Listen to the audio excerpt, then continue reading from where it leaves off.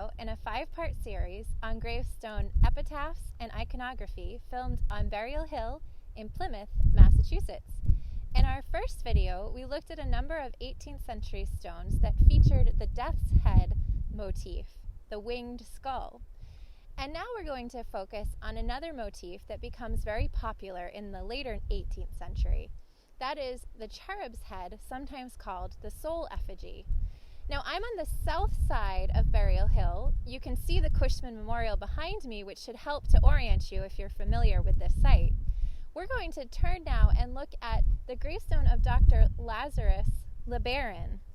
Now, for the purposes of this tour, we're not going to get into too much biographical detail on the people who are actually buried under these stones, but I'll just let you know that Dr. Lazarus LeBaron was the son of Dr. Francis LeBaron, the first Frenchman in Plymouth, and Mary Wilder.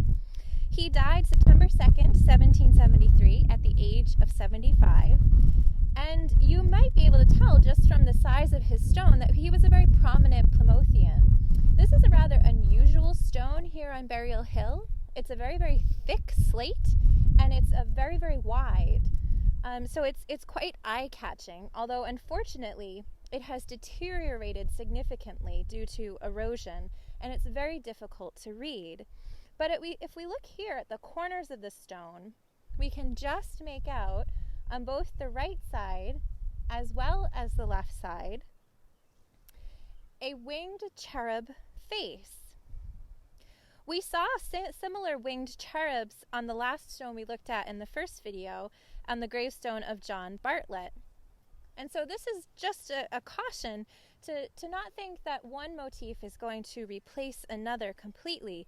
Death's heads continue, and sometimes soul effigies are used with them, as we saw with John Bartlett.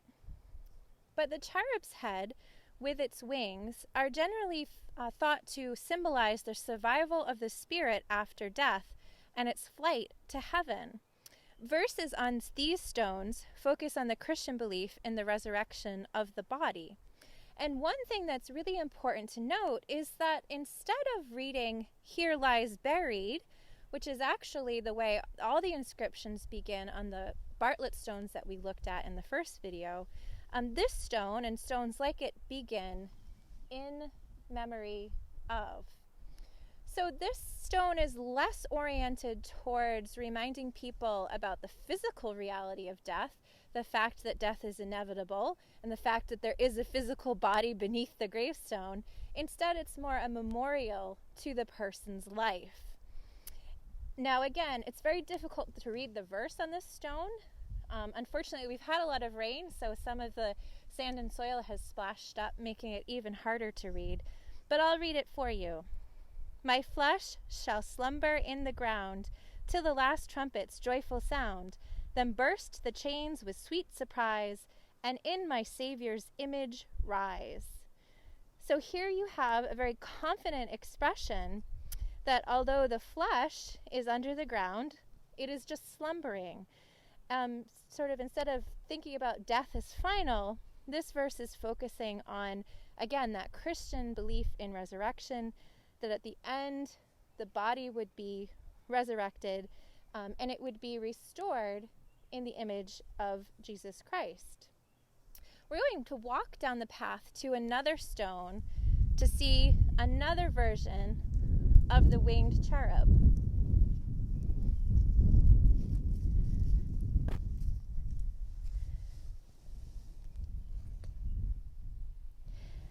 This is the grave of John Tory, who died December 16th, 1776, in his 60th year.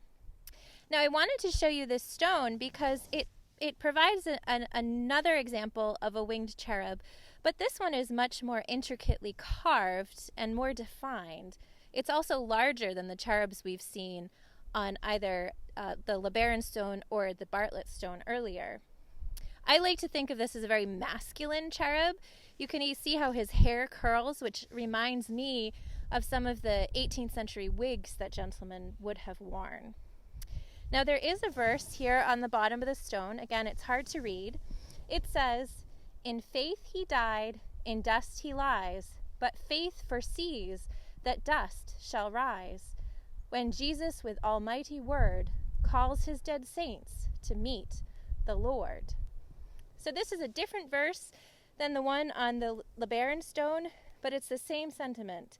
At the end, Jesus, the Lord, would be calling his saints, Christian believers, and would raise them from the dead so that they can be united with him in heaven.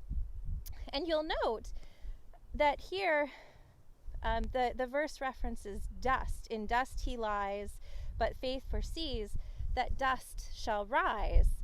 And that's an allusion to a verse in Genesis 3, Genesis, the first book in the Bible, which says, "In the sweat of thy face shalt thou eat bread, till thou return unto the ground. For out of it wast thou taken, for dust thou art, and unto dust shalt thou return."